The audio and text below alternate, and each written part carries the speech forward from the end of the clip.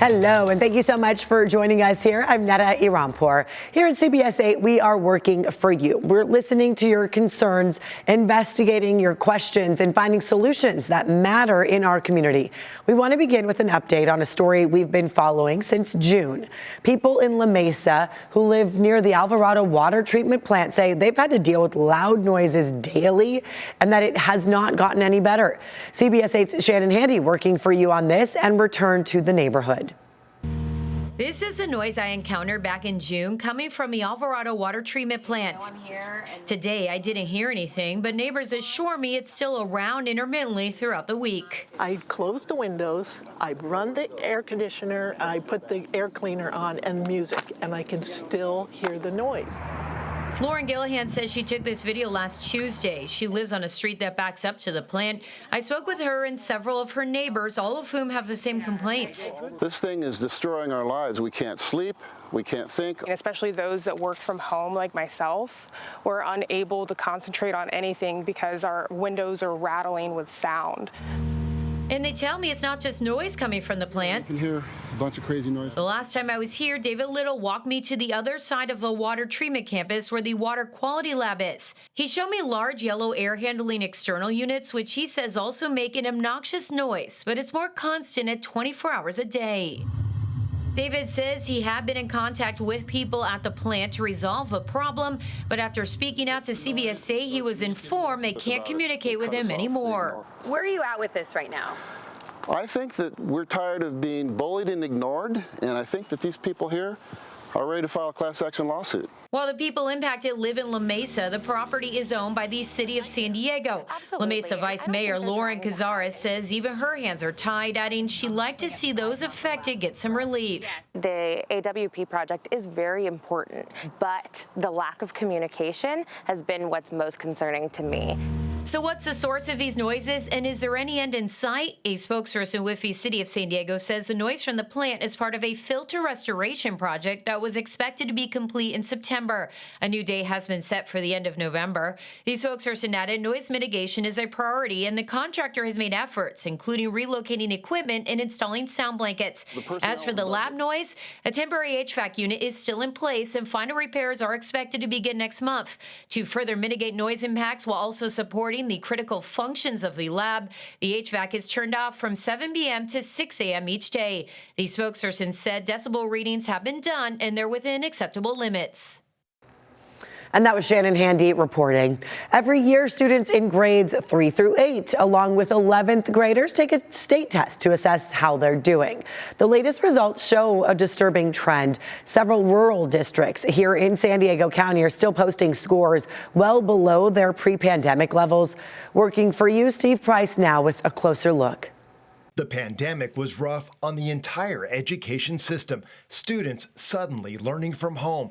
Teachers trying to navigate an effective lesson plan over Zoom. Absolutely. So Amanda Roth with USD's School of Leadership and Education Sciences says it's no surprise that state test scores across the county dropped. Those early foundational reading skills and literacy skills would have really been impacted by, having Zoom school or an alternative sort of setting for at least a year or so for most districts. Working for you, CBS 8 dug through the data and found some districts have been struggling to bounce back from the pandemic a lot more than others.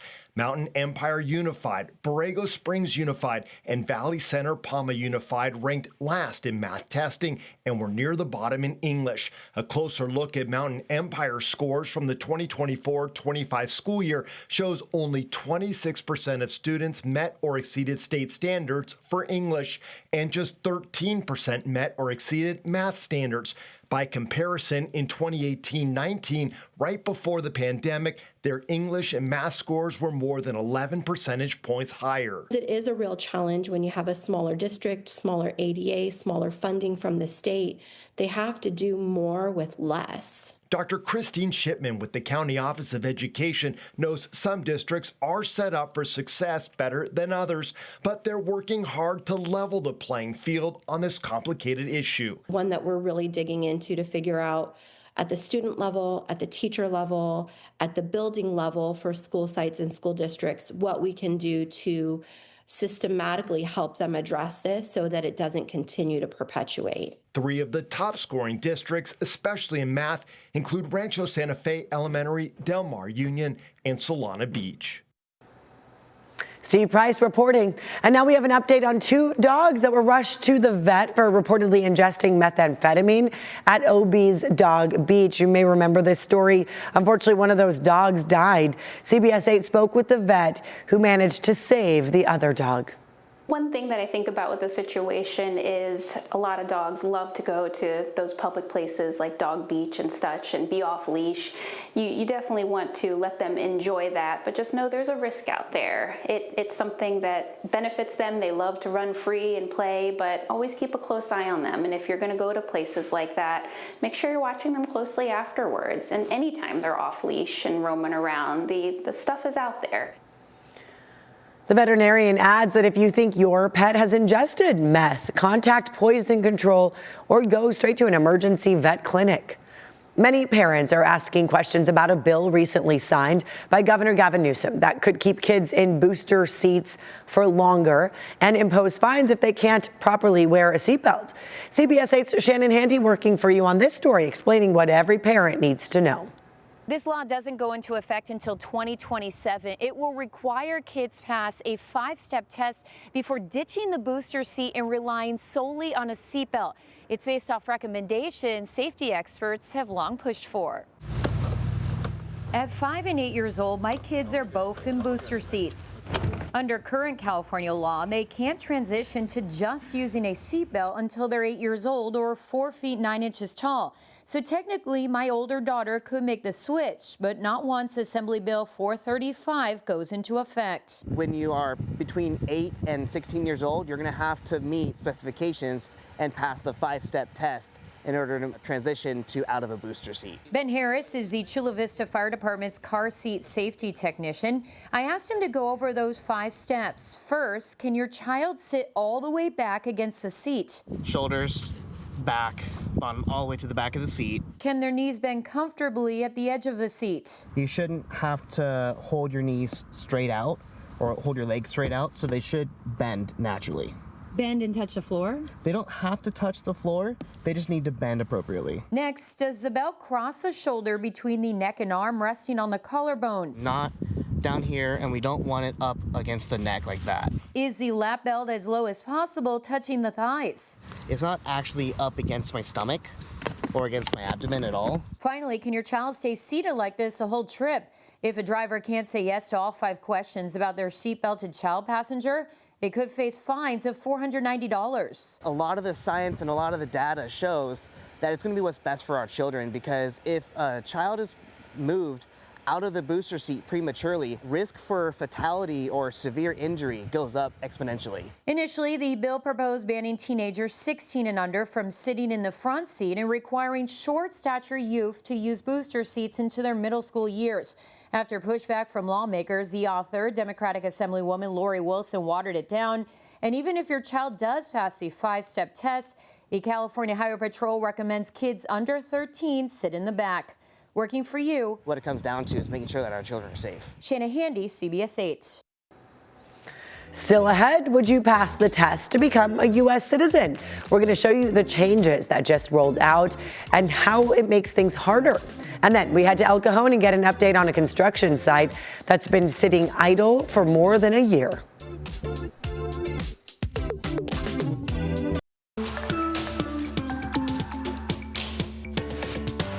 Welcome back here. There are some big changes for anyone hoping to become a U.S. citizen. The government just rolled out a new version of the citizenship test, and it is tougher. CBS 8's Brian White working for you and breaks down what is different now and what this means for future Americans. Yeah, for anyone applying for citizenship going forward, the test you take has undergone some changes, and here's why some people are saying it's harder to pass.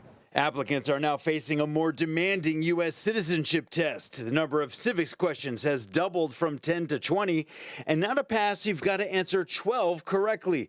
There's also a larger study pool, 128 possible questions, up from 100, covering U.S. history, government, and civics. But it's not just about memorization. It is very open-ended. The officer asks the question and you have to be able to recall and give an answer that kind of runs along the line of what they're seeking. Immigration attorney and USD law professor Tammy Lynn says even her law students struggle with some of the new questions. There's 13 original colonies, name 5. It used to be named 3. They've increased it now to 5. But it's not just the test itself that's changed. The interview process is also shifting, especially the way moral character is evaluated. Before, it was good enough not to have any criminal convictions over the past 5 years. But now, you have to preemptively prove that you're a good person versus having the absence of bad things. Does that mean that you have to have more documentation proving that you volunteer? For now, Professor Lynn and her legal clinic are holding off on filing some applications, waiting to see how immigration officers interpret the new rules and how applicants can meet these less defined standards. She expects to start seeing real data on the impact of these changes by next spring and hopes the tougher process won't discourage would-be Americans. It is the life dream of many people that come here as immigrants to become a citizen, and they're already very nervous to begin with, even before all these changes. And I just hope that this doesn't discourage people from applying. Brian White, CBS 8. Maybe a lot more studying required now. Working for you, we have an update now on a story that we first brought to you last year. A construction site near El Cajon that's been sitting idle is finally getting new life. CBS 8's Alex Lai visited this site to show us what's changed. Last summer, neighbors told me that this construction site for new apartments had been halfway completed and then left abandoned for more than a year. Now, as you can see, progress has been made, but we found out that the project has taken a turn. It's hard to miss the bare 3-story structure on North 1st Street right near El Cajon. What's new is that crews are back on the site and windows and roofing are finally going in. It's going to look way bigger and more interesting and more beautiful. After years of staring at the partially done eyesore, neighbors say the change is welcome. Right now, I've been seeing great progress. It's been very interesting so far. It's awesome to see new neighbors moving in. The property was once a single-family home. It sold in 2016, then again in 2022 to Greenbuild Properties for more than $2.2 million. The 1.8-acre lot was initially approved for 38 apartment units, including 3 set aside for low income. But just months after breaking ground, construction stalled. Greenbuild told CBS 8 last year that costs spiked mid-project, forcing them to pause and refinance.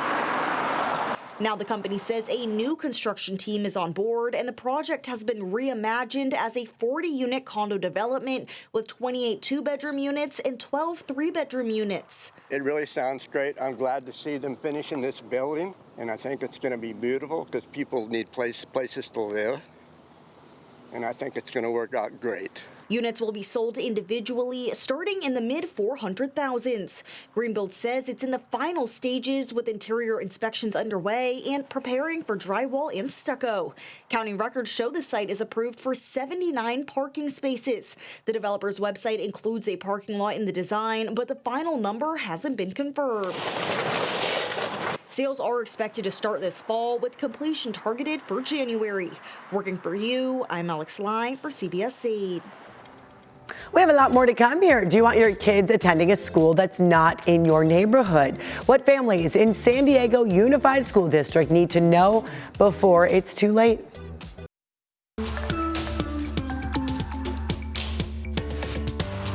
Time is running out for families in San Diego Unified School District who want to choose a school outside of their neighborhood. The deadline for applications, the choice program, is approaching. CBS 8's Shannon Handy working for you to explain what the district's choice program is and how you can apply. Where you live within San Diego Unified boundaries determines which school your child will automatically be accepted into. If you want them to go someplace else, you need to apply. And if you want priority on that application, the window closes November 3rd. San Diego Unified leaders are trying to get the word out about that deadline fast approaching. The district's choice program allows families to apply to schools outside their boundaries from TK through 12th grade. Applications are entered into an electronic lottery system that considers district priorities like sibling enrollment and active military status. Families applying during the priority window between September 22nd and November 3rd have the best chance to secure one of their top choices. Everybody who applies before November 3rd or by the end of the day on November 3rd, they will be in the initial lottery. Marceline Shudo is the district's executive director of operations support. She says there are lots of reasons families consider different schools. Among them, proximity to a parent's work or wanting a school that offers specialized programs based on your child's interests. Let's say you have a child who's very science inclined, so you want to find a really strong STEAM or STEM program. You can apply to that school. Or maybe you want your child to learn another language, and we offer Mandarin, Spanish, and French. Marceline says of the nearly 100,000 students in the district, about 15% choice to schools outside their neighborhoods. Here's how the process works. You can fill out a short application online. First, you enter your child's information, followed by your address and contact info. You'll answer a few more questions and then be asked to choose which school you'd like your child to attend. You have 3 options, starting with your top choice. Between 75 and 80% of the applicants get seated at their school of choice or one of their schools of choice. If you miss the November 3rd deadline, you can still apply up until the Friday before school starts next August. And if you have any questions about the process or other services the district provides, they have a new family resources guide online that can help. You can find links to both on CBS8.com. Just click on this story. Working for you, Shanna Handy, CBS 8. You have a few more days still. A win for neighbors in Golden Hill as they secured a temporary restraining order on construction of an 8-story residential tower in their community. The group known as Preserve Greater Golden Hill sued the city earlier this month over approving this project under its Complete Communities Affordable Housing program. So last week, a San Diego Superior Court judge granted this restraining order, halting construction until the case gets heard. Work was still underway when our CBS 8 crews visited last Tuesday. Some of the neighbors claim the city issued an unusual waiver for a luxury building that threatens their affordable, quiet community. Went ahead and allowed for this type of building when we don't have the infrastructure or the mass transit, as they said. So the judge ruled on that. The judge caught it. So our city's corrupt. You see this group of people gathering there. They are concerned that if ruled legal by the courts, it would allow developers to target prime, lower income rental areas like Golden Hill under the guise of affordable housing. The nearly 200-unit tower is being developed by Chicago-based Cedar Street. The lawsuit is expected to be heard in court on November 26. We'll stay on top of that. And now beware of the tricks behind the treats. Coming up here, scammers are targeting people looking for the perfect Halloween costume.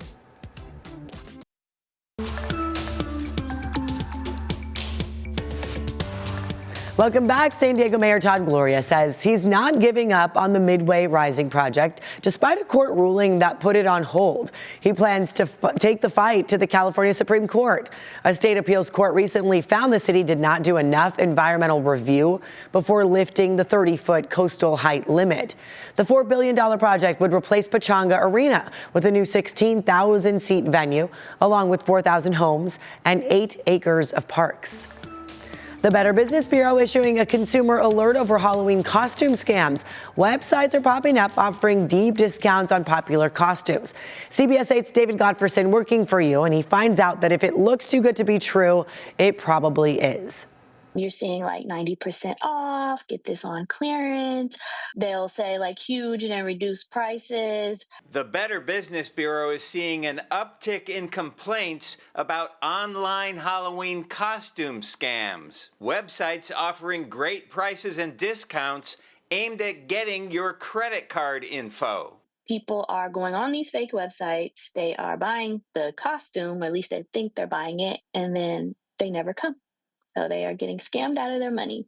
Bria Maddox is a social media specialist with the BBB. She says the fake websites will sometimes ask for payments using wire services or a digital transfer service like Zelle. Zelle is not protected. Wiring money is not protected. Once it's gone, it's gone. The BBB offers a free scam tracker website where you can search for online scams. Or you can search for the URL of the costume website on the main BBB website to see if complaints have been filed. Look at the website, make sure it is a secure website, starting with HTTPS. That always helps. Make sure you check out the contact info, see if they have a brick and mortar location. You can also copy and paste the website URL into Google's safe browsing tool to see if it's legit. I know shopping online is convenient, but really make sure you're shopping on a real site. The scammers, they can really trick you. Your best bet to avoid these online scams is to go to a real store where you can actually try on the costumes yourself. If you have to shop online, we've posted a link to the Better Business Bureau scam tracker site at CBS8.com. Working for you in Claremont, David Gottfredson, CBS 8. Yeah, the perks of not shopping online. You can try everything on like David was right there. California now is set to become the first state in the nation to sell its own affordable insulin. Starting January 1st, people will be able to buy a 5-pack of insulin pens for about $55. By comparison, retail prices can run well over $100 per pen. That's without insurance. The state's move part of a plan to offer lower cost state branded medications to help make life-saving drugs more affordable. We are taking out the middlemen, and we are fundamentally reducing the cost to individuals, ultimately extending that to taxpayers themselves. This comes after Governor Newsom recently signed a separate law capping copays for a 30-day insulin supply at $35. That's going to do it for us here. Thank you so much for joining us. And remember, you can always email us workingforyou@cbs8.com. Have a great day.